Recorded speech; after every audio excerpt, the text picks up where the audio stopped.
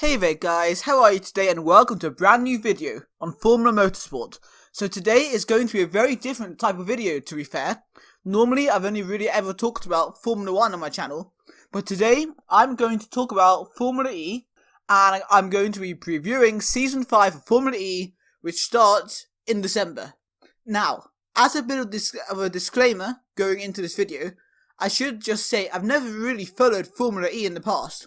But my aim for this upcoming season, and I'll tell you why for this season, is to get into Formula E, to get interested in it, start following it, and YouTube is a great way for me to document my upcoming knowledge about Formula E. I think that could be a nice idea. So, let's get into the video. So why have I decided to now try and get interested in Formula E? So, lots of changes coming for Season 5 of Formula E. On the media side, and they already have a great media team, they are going to be streaming their E-Prix, their races, live on YouTube for free. I think that's a fantastic idea. Formula 1 should learn from that, in my opinion too. And it'll make it easier for people like me, who maybe can't afford channels that you have to pay for or whatever, to watch these races, and to enjoy them, and to follow the sport. And now there's also lots of technical changes. So, there's going to be a new chassis this season, new rear wing, the car's going to look so different. There's going to be new batteries, which will be more powerful, meaning faster cars and more excitement. There's also going to be the Hyper Boost, also known as the Mario Kart mode, where drivers will get extra power in a certain area of the circuit, not on the racing line, which could create some very exciting racing. And also there's going to be the Halo, like in Formula 1, which I think people have got used to in Formula 1, and people get used to it in Formula E. But in general, from the pictures I've seen so far, the Formula E cars for this upcoming season, Season 5, they look fantastic. There's also lots of new drivers, exciting drivers who've been in other racing series I've watched, coming into the sport, and that's all the reasons why I am interested in Formula E this upcoming season. Now, let's talk about who's going to be driving for which teams in Formula E in Season 5. So for Envision Virgin Racing, who have a long-term customer car deal with Audi Sport, we have British driver Sam Bird, who has 7 wins and 4 pole positions in Formula E, and Dutch driver Robin Fringe. I'm not sure how to pronounce his surname, maybe someone can tell me down in the comments, who's been a reserve driver for F1 teams like Sauber and Caterham, so certainly has plenty of experience. Next, for Panasonic Jaguar Racing, who are in their 3rd Formula E season, and they did make good progress in their 2nd season, in Season 4, we have Nelson Piquet Jr., who was world champion in 14-15. He has 2 wins and 5 podiums in Formula E, though he has been in Formula 1 as well. And we have Australian driver Mitch Evans, who has a pole position in Formula E, and has been in categories like GP2, although he never got to F1. Next, we have HWA Race Lab, who's a German team, making their debut, but they do have a very strong lineup. They have F1 driver Stoffel Vandoorne, obviously kicked out of the F1 McLaren team, if you didn't know, but he has a high pedigree from his time in junior categories, and he'd be hoping to show off a lot of his talent in Formula E. And they have Gary Paffett, who's British. It's his debut season as well, but he has tested for teams like McLaren in Formula 1, and he has won DTM, the German Touring Car Championship. Next, we have Dragon Racing. They started Formula E well, but have been falling down the grid a fair bit in more recent seasons. They have Argentinian Jose Maria Lopez, who has no wins or poles, but has tested for good F1 teams, so he must be good. And they actually haven't announced their other driver yet, so I have to keep you updated on that. There's a few teams that haven't done that yet, so we have to be patient. Next, we have the NIO Formula E team. Piquet won the championship there in the very first Formula E season, but the team have been slipping down since, maybe because Piquet's not there anymore. They have French driver Tom Dillman, who has 0 wins or poles, but has won Formula 3 in 2010, and they have British driver Oliver Turvey. He has had 1 pole position, and he has also been involved in the McLaren F1 team. Next, we've got the Audi Sport Formula E team, one of the strongest teams in the sport, at least based on the stats. They won the Constructors, the team championship last season. They're surely a favourite again going this year. Obviously, they've got Lucas Di Grassi, Brazilian, champion in 16-17, 8 wins, 3 poles in his Formula E career, also been in Formula 1 driving conversion. And they have German driver Daniel Abt, ABT surname, I'm not really sure how to say that. 2 wins and 2 poles in his Formula E career. A very strong team there.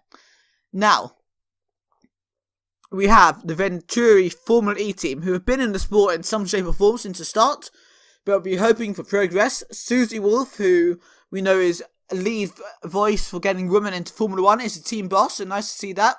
A bit like Toto Wolff, her husband, being a team boss in Formula 1. And they've got a big coup here, because they've got Felipe Massa, Brazilian driver, used to drive a Ferrari in F1, nearly won a world championship in 2008 as well. Driving for them, he could be a huge star in Formula E, and a big asset for this team. But obviously he doesn't have any Formula E experience. And they have Eduardo Mortaro from Switzerland, who's in his second season. He scored 29 points last year in his debut season. Next, we have Nissan team, who have some links with Renault, and they dominated the first 3 seasons of Formula E, but they fell back a bit last year. And can they come back to the top? That's the question for this year, maybe. They have Swiss driver Sebastian Bremry, who was Formula E champion in 15-16, 12 wins and 11 poles, most successful driver in terms of wins in Formula E. And they haven't actually announced the other driver yet. That's quite a big seat, I would say. So it'll be interesting to see who ends up there. Next, we have DS Tech Titan, not sure how to say that. They won the Drivers' Championship last season with Jean-Eric Vergne, and we want another strong season, and Eric Vergne is going to be there again this season, the French driver. Current champion, he has 5 wins and 8 pole positions. And they have German driver Andre Lotter. German, he's in his second season, he got 64 points last season, which isn't too bad. By the way, the point system in Formula E, if you didn't know, is the same as F1. Next, we have the BMW I Andretti Motorsport team.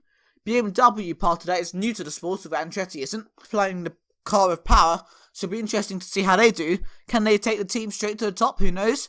They got Alexander Sims, British, who's in his first full season. Interesting fact, he wears an Ayrton Senna style helmet, so he'll be easy to spot. And they have Antonio Felix da Costa, Portuguese. He has 1 victory, which was at the E3 2015, Argentina.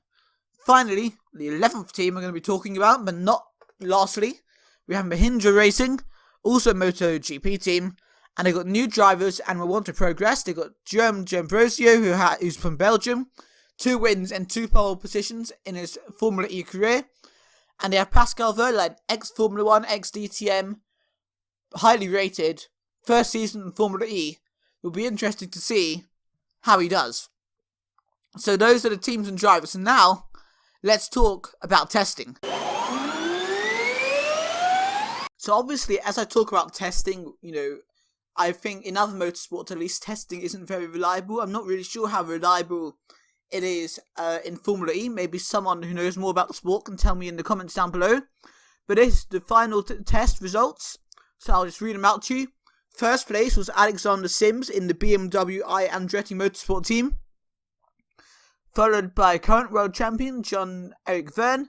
Then we have Mitch Evans, Pascal Wehrlein, so I think he was the fastest there of all the new drivers. We have Maximilian Gunther, who was stepping in possibly as the new driver for the Dragon Racing team, but we don't know for sure yet.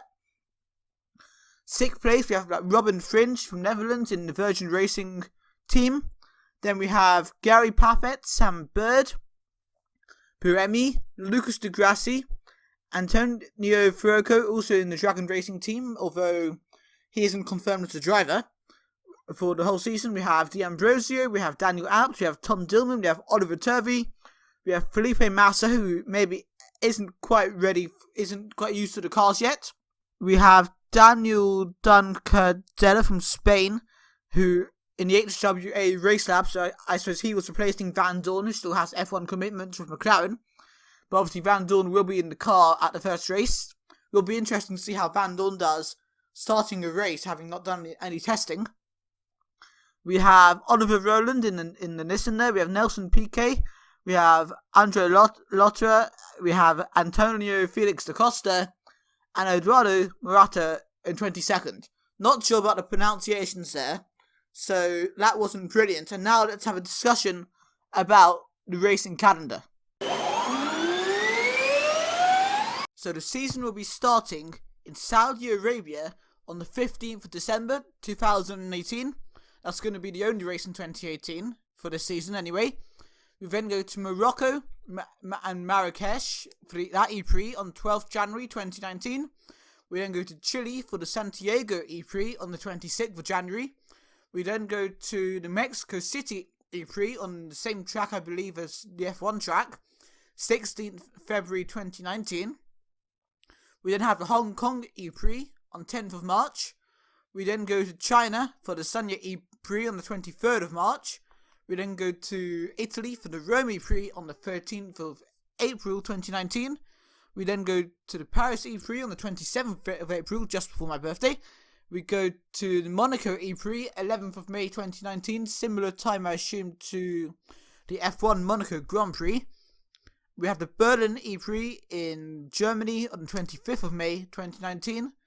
Then we have the Bern E-Prix in Switzerland on the 22nd of June 2019. So quite a big gap there between the one in Germany and the one in Switzerland.